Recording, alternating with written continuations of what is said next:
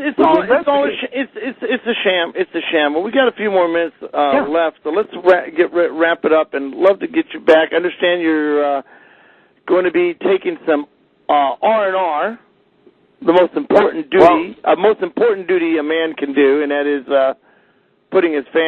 taking care of his family and having some fun. I'm sure you're looking forward to this summer. Well, top of the list is my kids. That's what I just said.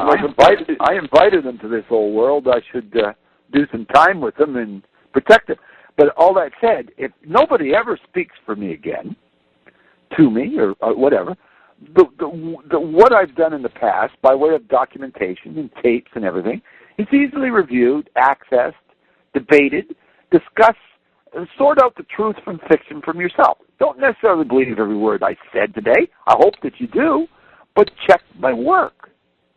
Verify what you can find. If you find one document that's irrefutable, just one, that's enough.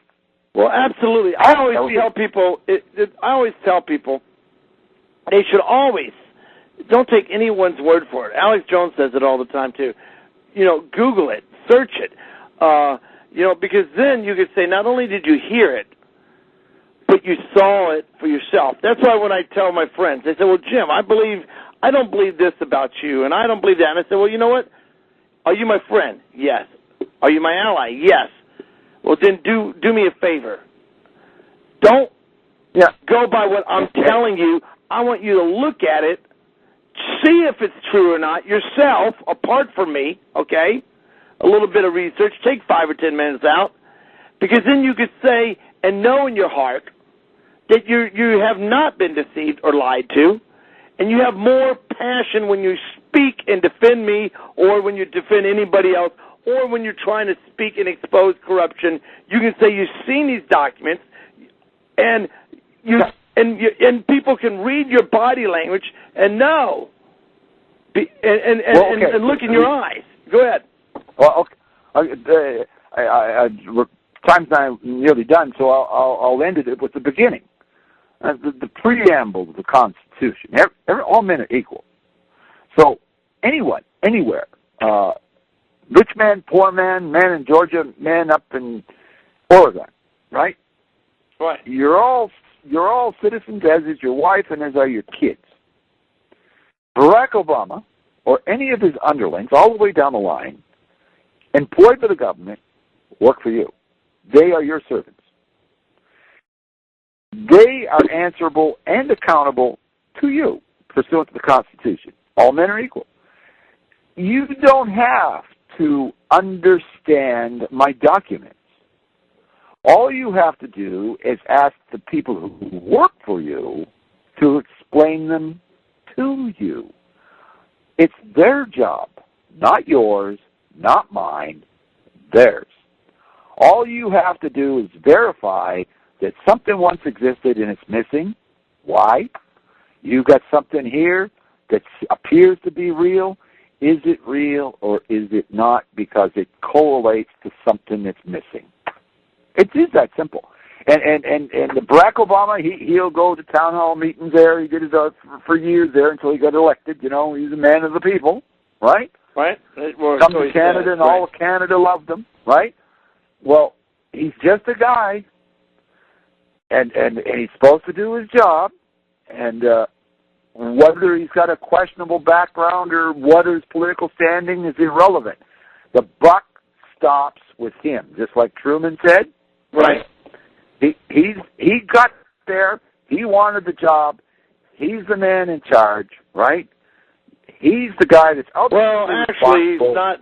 Actually, he represents us. I mean, that's the thing. I don't know how you guys do in Canada, but in America, I'm seeing more and more. It's like, and I talk to people in the streets, David, and they're like, well, he is the man in charge, and he's the president. Well, there's this attitude. I don't know if it's like that with Harper up there, because Harper's the Prime Minister of Canada, or Obama's the President of the United States, that they can do and say anything they want. They're unaccountable, basically treating them like kings, or you can't stop him. In other words, people actually think that the president can do anything he wants, and he can't He can if we allow him, but there's supposed to be constraints on what they can and can't do, but people are afraid to stand up. Go ahead.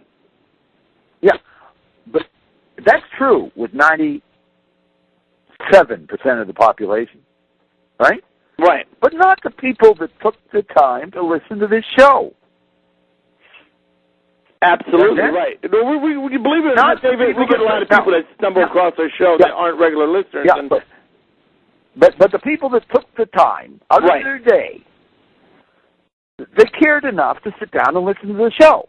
Absolutely, right? Or download it. Yeah, I would dare say, there's probably a quarter of them that will take the step farther.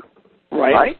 Absolutely, they will. And check what I'm trying to say is true as best they can. Well, I guarantee you they would. If they took the time to archive this show, they're going to take the time to basically check out the information. Yeah. Let's just sort of let Dave do the math here for a minute. Let's say there's 300 people listening to this show. Say, okay, more than that, and 100. Huh? There's a lot more. 100 people. No, but I'm just saying. Let's say, okay, and 100 people take the step to check, and 50 of them believe me. Okay. Now we've boiled it down to 50 souls that kind of maybe I made a fan with tonight, right? Now those 50 souls, they have people around them that will take their word on their word. People that love them or respect them, So those 50 people can generate, say, 500 people. And then 5,000. Right. It increases logarithmically. Right. And that was what was so important about trying to speak on your show, particularly in the Georgia area, because there's one thing I like about people way down in Dixieland. They think like Maritimers. Hillbillies think like Maritimers, crackers, or whatever. I hear Southern folks think like folks from here, right? They appreciate plain speaking, and they know that I'm speaking straight without any spin or bullshit. Yankees bullshit. Yankees carpetbagger bullshit. Now, if those people were armed with that knowledge at the Tea Parties tomorrow, then they could share with whole nests of people that bothered to come out for a tea party instead of barbecuing on July the 4th. And those are the people that deserve to know, because those are the people that want to get rid of the Fed Bank, and they most certainly should. And there's no need for me to explain why. Many people have explained why, but I agree with the thinking. I agree. I don't need to have to explain it. Everybody's explained it a million times. But there's a bill to audit the Fed Bank. Support it. Do it at the Tea Party. Talk about it. Throw my iron in the fire. Sing some politician's arse with it. You know what I mean? It is that simple. But the reason they stopped you and I was because it was just before the Tea Party. And there's enough folks in or around Georgia listening to you that you can bump bellies with as soon as we're done talking. Right? Absolutely. And not only that is, I can always throw this archive up unedited. I'm going to be doing a replay. I am. If I were you, I'd throw this archive right now in an MP3 file. Yeah, and I'll have it playing on my personal dedicated players server that runs in loop. Yeah. I have several shows that run in loop, and they loop around. Yeah, I'll be doing that as soon as we get done at this. I'll do that. So you have buddies down in Texas I've talked to. They sound like veterans. Right. You flip it to them, they might play it this afternoon before the Tea Party starts. Absolutely. Well, I'll get this MP3 up. As soon as we end it. Well, David, I appreciate you taking the time out on this, and we'll be replaying this again next week as well. Yeah. God bless you, while David. I'm still around? Yes, sir. While I'm still around, if anybody happens to hear me or you today, right? If they flip an email, you know my email, it's just my name, david.raymond.amos@gmail.com.